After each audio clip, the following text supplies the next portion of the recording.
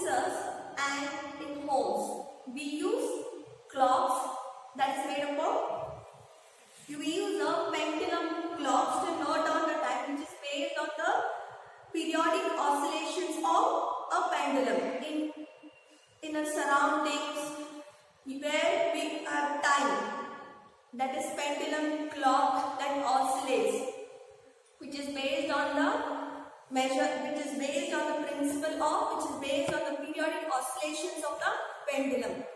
So simple pendulum is an arrangement where we can observe the heavy mass is suspended by using a massless inextensible spring to a rigid support. In order to find out the time period, we use the simple pendulum, and the unit of time is second. Okay, what we observe here is, initially the bob will be at rest.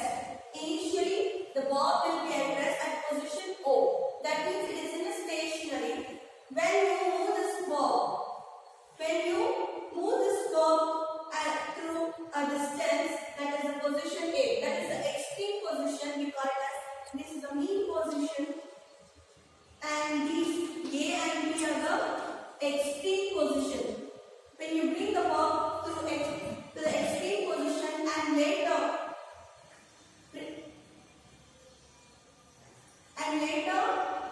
allowed to move the bob, then the bob will start moving and starts its motion in a oscillatory motion. That we call as a that bob starts moving in an oscillatory motion from position A to position B, and again from position B to position A. It goes on continuously. Initially it was at mean position. When you move the bob from the position A, and it will start moving from position A to position B, and from B to A, and so on. There is a motion, periodic motion. That motion is called as a oscillatory motion. So next, based on this, we learn the 5 terms. What does this one oscillation tells? One oscillation, one complete to and fro motion of the bob of the pendulum is called one oscillation. Initially the bob was at rest at position O. When you displaces the bob from position A and remove it, the bob starts moving from position A, that is from one extreme position to other extreme position. So what is one oscillation? One complete to and fro motion of the bob of the pendulum is called one oscillation.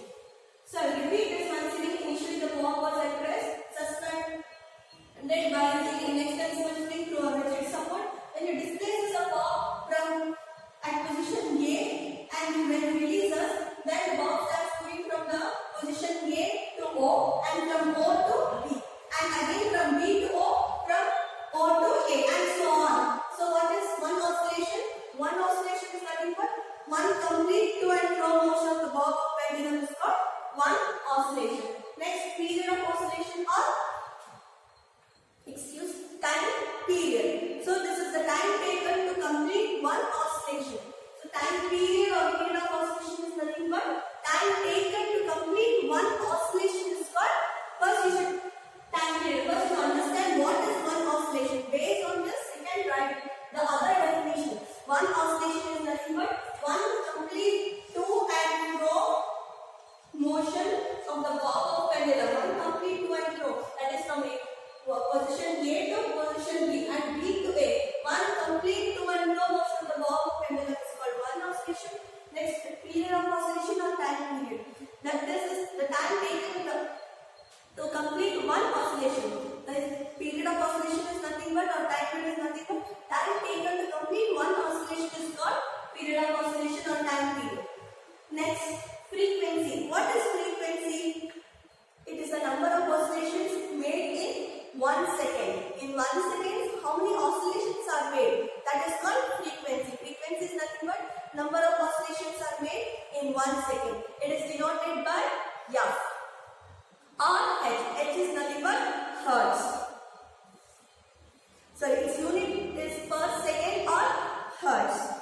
It is denoted by letter F or N. Frequency is nothing but number of oscillations made in 1 second. It is denoted by F or N.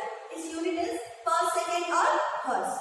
Next, amplitude. So what is the relationship between the time period and frequency?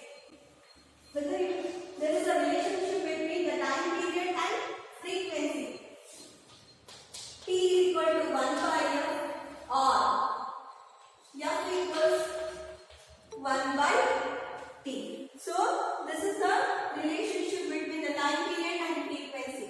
That is, time period is divided by frequency. Time period is nothing but in 1 minute how many frequencies are made. Next, amplitude. So what is amplitude? The maximum displacement of the ball from mean position on either side. So what is the amplitude? That is nothing but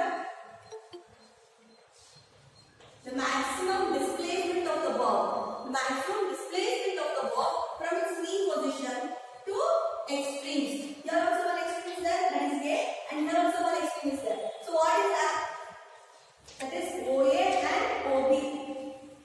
Okay, these are the amplitudes. The maximum displacement of the ball from its mean position to the extremes. So here the extremes are OA and OB, extreme positions. Next, effective length. So what is the effective length? So where we get the length? The length is nothing but it is the distance of the point of suspension of the ball through the rigid support. It is the distance of the oscillation B from the point of suspension A. It is the distance of the oscillation of B O from point of suspension S.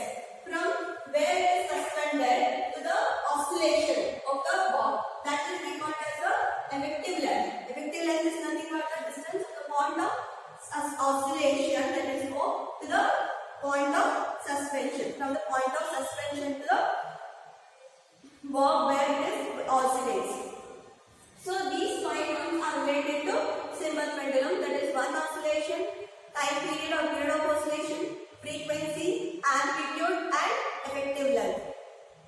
Effective length is nothing but the distance from the point of suspension to the point O, that is the ball where it that oscillates.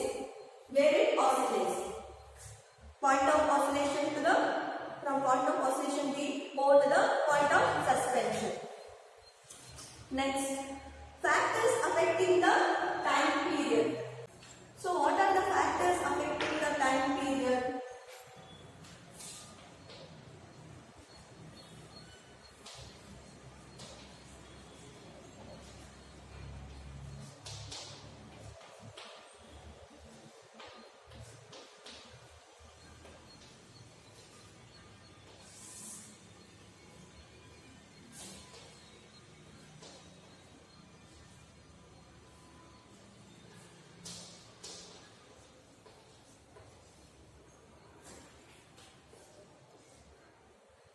Factors affecting the time period. The first factor is effective length. Effective length is the first factor. Here I have written that the time period of oscillation is directly proportional to the square root of effective length. The time period of oscillation, the first factor which affects the time period, that is the time period of oscillation. The T symbol, what it denotes is the time period of oscillation is directly proportional to the square root of its effective length, or it is also can be written as T square is proportional to L. T square is proportional to L, or T is proportional to square root of L. The first one is the effective length. So in effective length, let T be the time period and L be the effective length. When we draw our graph, if we plot a graph by conducting many readings, by conducting that is T square versus L. Sorry, T square versus L. When we plot a graph of T square versus L of the readings of the pendulum, you will be getting a straight line. It denotes that when we increase the time period, the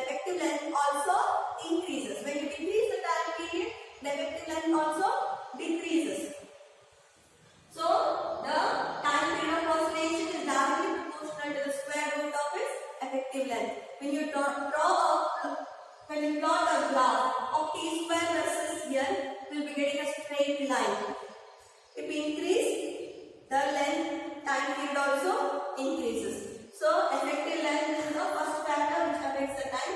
Next one is acceleration due to gravity. Next one is acceleration due to gravity.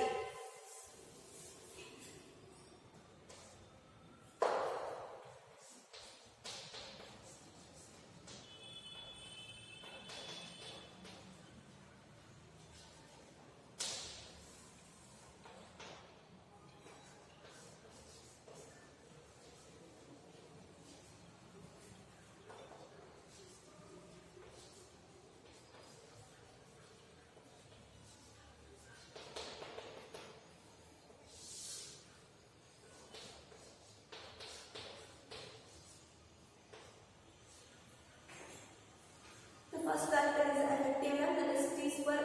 T is proportional to square root of L, that is nothing but period of oscillation is directly proportional to square root of its effective length. The second one is the acceleration due to gravity. So here the time period of oscillation is inversely proportional to the acceleration due to gravity.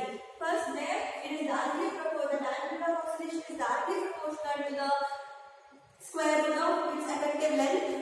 Here, in acceleration due to gravity, time period is inversely proportional to the square root of acceleration due to gravity. For this reason, when the pendulum clock. Ma'am, can you again tell about amplitude? Amplitude. Once again. Once again, repeat that amplitude. That's one thing. Once again, explain. What is acceleration due to gravity? The time period of oscillation is inversely proportional to the square root of acceleration due to gravity. Next is, so for this reason, the pendulum clock goes slow when it is taken to the mountain hills or to the deep mines. Due to the decrease in the value of G. The value of G decreases in the mountains or in the deep mines. And you take this pendulum clock at that particular place. Value of G decreases.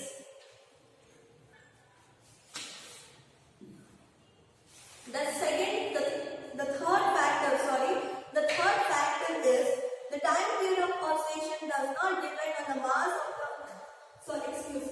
does not depend on the mass of the material of the bob used. The time period of oscillation does not depend on the mass of the material of the bob used. The bob which we use, a particular mass, it does not depend on the time period. The time period of the oscillation does not depend on the mass of the body of the material used. The body is suspended. The mass will not account to the time period. If the mass is 1 kg also, if it is 2 kg also, the time period will not be affected. The time period will remain same. It is unaffected.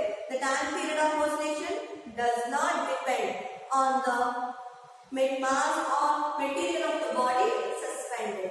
This is the third factor. Next, the fourth factor.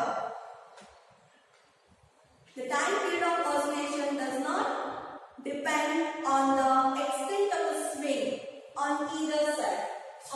The time period of oscillation does not depend on the extent of the swing on either side.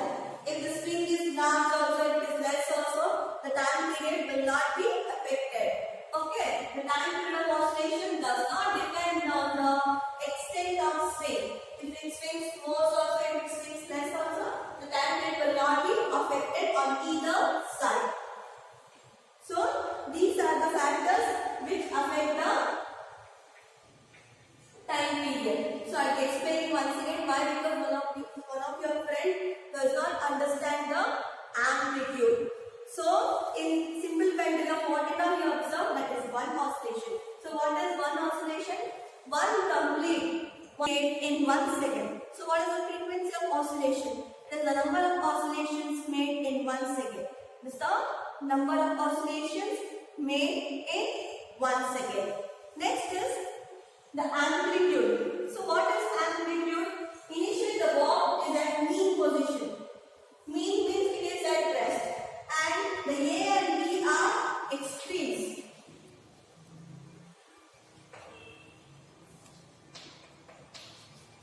Extremes means up to which point the bob can displace from its mean position. That we call it as an extremes. So what is the amplitude? Amplitude is nothing but the maximum displacement. The maximum displacement of the bob from its mean position to the extremes. The maximum displacement of the bob. Maximum displacement of the bob from its mean position to the extreme. How much it can displace from this position? That is nothing but OA and OB are amplitudes. The maximum displacement of the bob. Maximum displacement of the bob from its mean position to the extremes are nothing but A and B. That is the amplitude.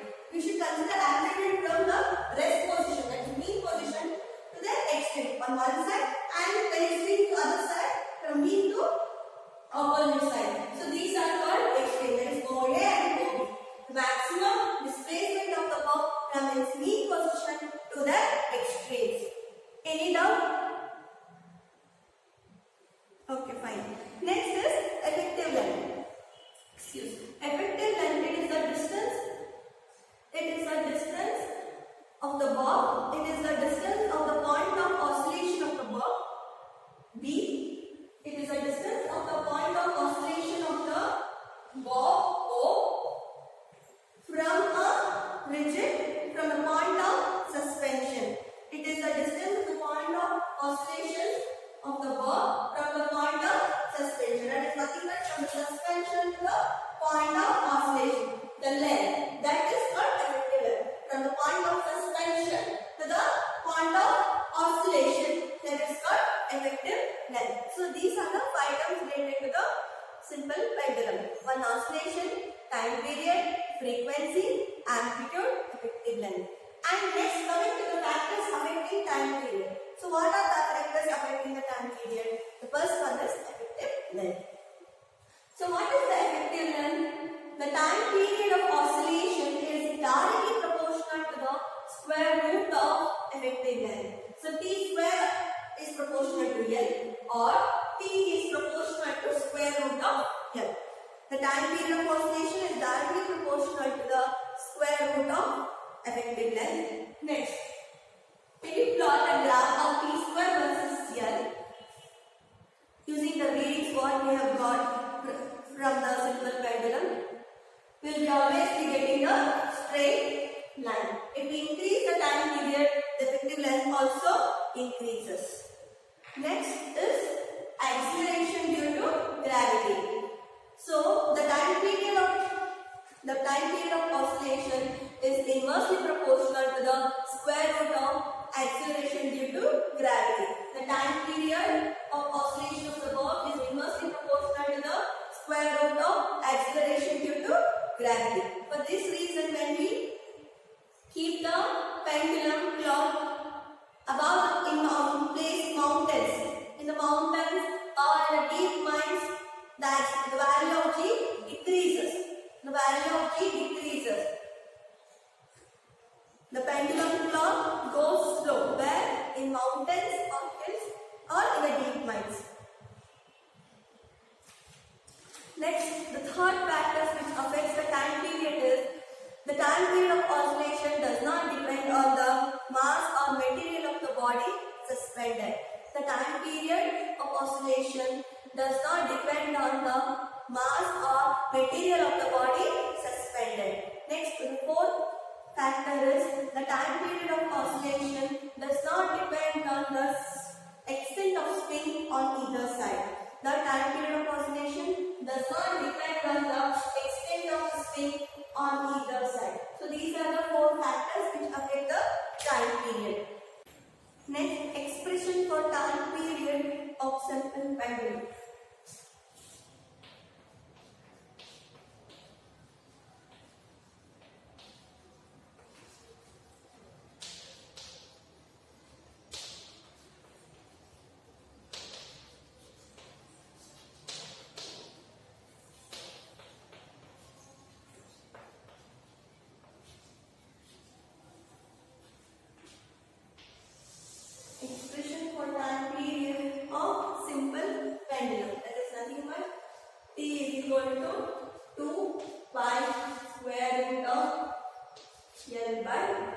G.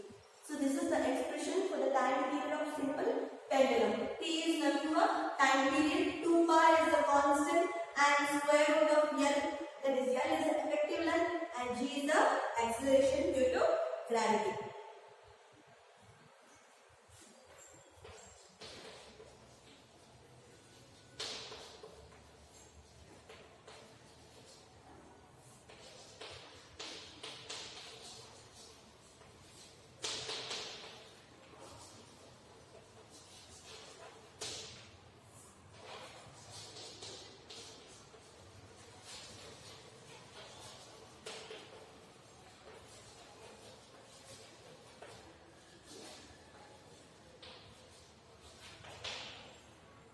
They ask now they write the expression for time period of oscillation, that is T is equal to 2 pi square root of L by G.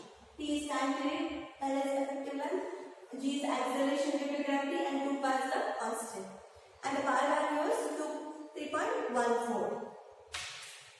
And next is seconds pendulum. So what is the seconds pendulum? The pendulum of a clock which we use in our house, that is seconds pendulum. Which clock we use in our home, that is seconds pendulum. That is called as a pendulum of a clock which we use in our house, that is called seconds pendulum. It takes time 1 second in moving from one extreme to other extreme. In moving from one extreme to take time 1 second. That is nothing but seconds clock take time 1 second from moving one extreme to another extreme. So its time period is 2 seconds. From one extreme to another extreme 1 second, and from once again one extreme to complete one to and fro motion, it takes 2 seconds. So thus the pendulum with the time period of oscillation equal to 2 seconds, that is called seconds clock. So what is seconds clock? The clock which we use in our home, that is seconds clock. It takes time 1 second to complete motion from one extreme to another extreme. So its time period is 2 seconds. Thus the pendulum with the time period of 2 seconds, the time period of oscillation is equal to 2 seconds is called seconds pendulum. The effective length of seconds pendulum, when the value of G is 9.8 meter per second, is 1 meter, nearly 1 meter. Next is example problems.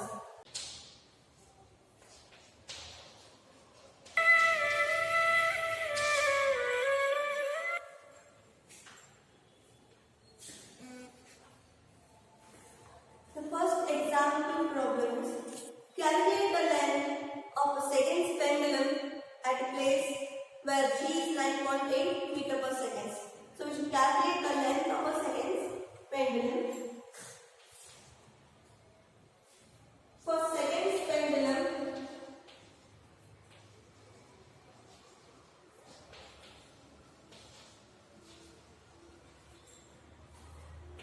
the time period is 2 seconds, that is known.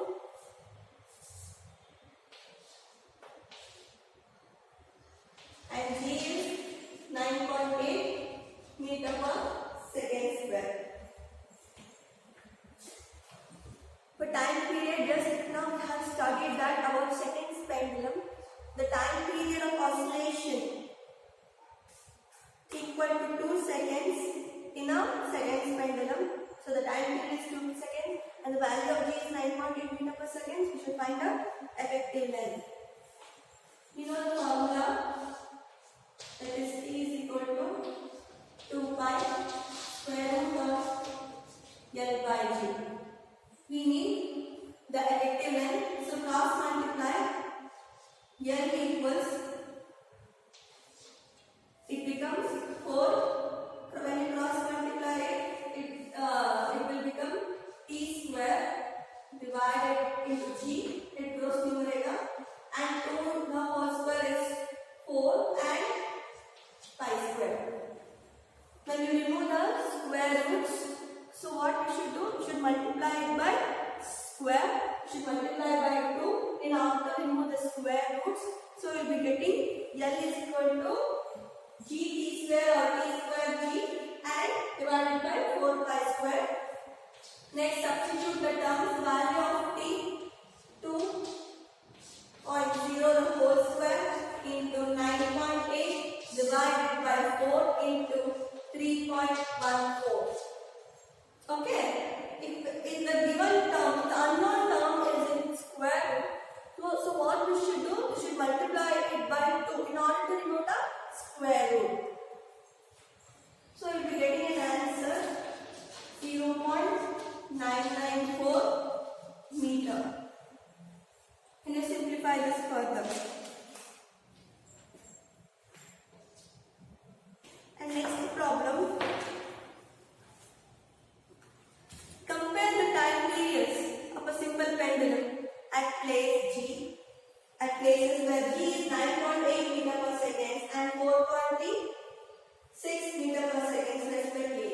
Here they have given two G values, that is G1 and G2. G1 is 9.8 meter second square. G2 is 4.36 meter second square. So we know that the time period is inversely proportional to the G. Time period is inversely proportional to G. So we can write as T1 by T2 equals. So what it will become? G2, it goes to numerator divided by G1. Why? Because 1 by G1, 1 by G2. So G2 will come to numerator. So what is G2 is 4.36. G1 is 9.8. When you remove the squares, you will be getting some 2.13. The value of 4, square root of 4 is 2. That is known. And 1, 3 will be getting some 2.13. And 2.0 or somewhat nearly 2. And for 9, so when you remove the square root of 9, so square root of 9 is 3. So 9.8 is nothing but 3.1 something will be getting. So initially the T1 will be getting 2 by 3. So what we can write? That is T1 is to T2. That is 2 by 2 is to 3. If they are given in the square root, you people know the square root of numbers. That is 4 square root is 2, square root of 9 is 3 and square root of 16 is 4 and like that, you know. So you can really be getting. So you can consider this number, that is 2 by 3. T1 is to T2 is equal to 2 is to 3. The third question. Compare the time periods of two simple pendulum, length 1 meter and 16 meter. In this particular problem, we have given the length and asked you to find the time period. Previously, the second problem we have given the value of G and asked you to find the time period. Now this length. L1 is equal to 1 meter and L2 is equal to 16 meter. We know that T is proportional to square root of L. T is proportional to square root of L. The diameter of oscillation is directly proportional to its effective length. That is, we can write T1 by T2 is equal to square root of L1 by square root of L2. So what we can write? L1 and L2. L1 is 1 and L2 is 16. So when you remove the square root, you are getting 1 by 4. That is T1 is to T2 is equal to 1 is to 4 is the answer. The fourth one, a simple pendulum is made by suspending a box of mass 500 grams.